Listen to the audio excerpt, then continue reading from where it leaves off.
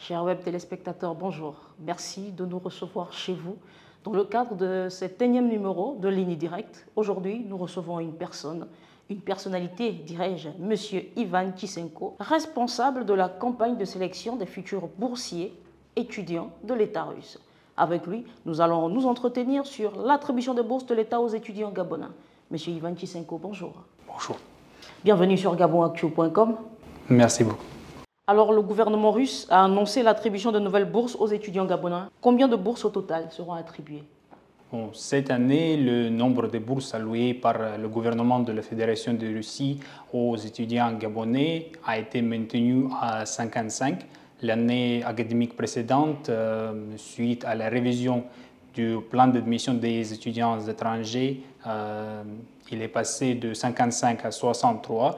Et pour l'année 2025, nous avons tout l'espoir, si le nombre des candidatures va augmenter, nous pouvons voir l'augmentation et la modification du nombre des quotas également. D'accord, monsieur le consul, mais qui peut postuler justement? Les Gabonais, les apatrides et les citoyens russes qui résident de manière permanente ici au Gabon peuvent prendre part dans la campagne d'admission. De même manière, les Gabonais qui font déjà leurs études en Russie, les dernières années de leurs études universitaires, peuvent postuler sur le site de notre campagne pour avoir la bourse pour les niveaux d'études licence, master et même le doctorat. Est-ce que ces apprenants de classe de terminale, c'est-à-dire qui vont se présenter au baccalauréat cette année, peuvent également postuler? Oui, sans doute, et nous encourageons tous les étudiants de classe de terminale de se porter candidat au concours de bourse. Dans ce cas-là, ils devront, comme preuve de leurs résultats excellents académiques, apporter les résultats du dernier trimestre de l'année académique précédente. Monsieur Ivan Chisenko, quelle est la date limite de dépôt de dossier? Pour cette année, elle est fixée au 15 janvier 2025, mais nous recommandons à tous les candidats de ne pas tarder avec le dépôt des candidatures. J'explique pourquoi. Chaque année, nous faisons face à un tel problème que plusieurs des demandes de bourse ne sont pas bien remplies. Il y a des erreurs dans le remplissage des dossiers et nous devons les tous revoir d'abord pour faire le retour aux étudiants et demander de les réviser. Quand même, il y a également d'autres choses qui doivent être prises en compte, comme par exemple l'absence des passeports chez certains étudiants, parce que uniquement les détenteurs des passeports avec la date d'expiration antérieure à 1er mars 2027 pourront postuler cette année. S'il n'y a pas de passeport, nous ne serons pas en mesure d'aider les candidats à avoir la bourse. C'est l'exigence de la partie russe la plus stricte.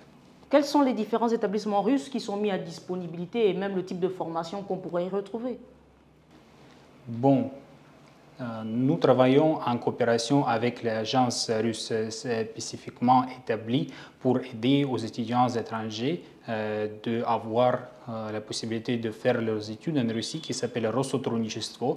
Ils ont créé un très bon site sur lequel il n'y a pas uniquement des informations sur plus de 700 universités et 400 différents domaines d'études qui sont disponibles, mais également les informations très importantes concernant le coût de vie dans les villes où se trouvent ces universités, les traditions culturelles de notre pays, également les activités qui sont disponibles dans les différentes villes pour les étudiants étrangers, etc. Et nous encourageons tous les candidats de se familiariser avec ces informations avant de choisir les villes et les universités dans lesquelles ils vont faire leurs études. Alors, pour ces étudiants qui bénéficieront de ces bourses, est-ce que les parents auront quelque chose à payer ou tout sera pris en charge? Bon, selon les conditions qui sont établies par le gouvernement russe, tous les frais d'études sont exclus. C'est pourquoi vous pouvez poursuivre les études pendant 4, 5, 6 ans de manière complètement gratuite. Ce qui est important également, y compris l'année de préparation de la langue.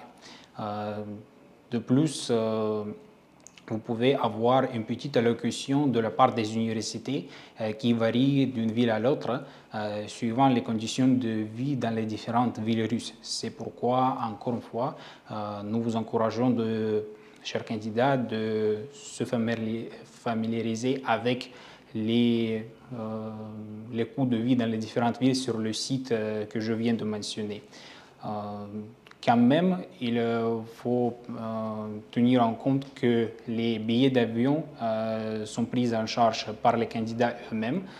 C'est pourquoi les parents doivent trouver des moyens de payer pour ça, y compris avec l'aide financière de la part de l'Agence nationale de bourse du Gabon, parce que c'est toujours possible de postuler pour la bourse gabonaise et c'est complètement gratuit.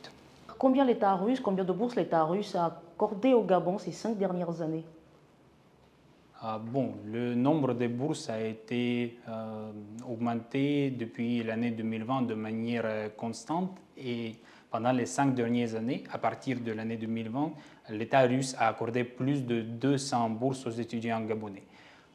Maintenant, chaque année, notre État alloue autour de 500 000 $ américains pour soutenir leur formation en Russie. Et nous croyons que c'est un signe important de la volonté de l'État russe de soutenir le Gabon dans la formation de vos ressources humaines, ce qui va contribuer au développement durable de votre pays. La Russie est-elle un pays sûr pour les étudiants africains? La Russie est un pays multiculturel, tout comme le Gabon.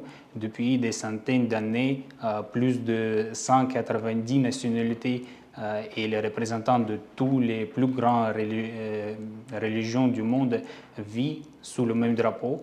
C'est pourquoi tous les étrangers qui arrivent dans notre pays peuvent se sentir à l'aise, en liberté et en pleine sécurité. Alors, M. Tissenko, beaucoup de bonnes choses ont été dites. Maintenant, comment postuler?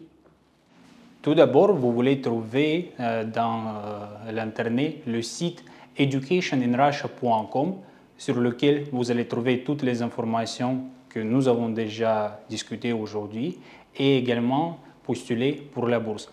Nous vous conseillons vivement d'utiliser les domaines russes de boîte mail parce que quand même vous allez faire vos études en Russie, c'est mieux de les avoir déjà. Puis, vous pouvez trouver des instructions comment il faut remplir les formulaires de demande de bourse et toutes les autres instructions sur le site de l'ambassade dans la section Enseignement supérieur en Russie, bourse du gouvernement de la Fédération de Russie. Prêtez attention que le délai dans lequel vous devez envoyer votre demande, c'est le 15 janvier 2025. Alors, monsieur le consul, les informations sont-elles en français? Le site est également disponible en français, comme toutes les autres langues. Merci, monsieur Tissenko, pour toutes ces informations.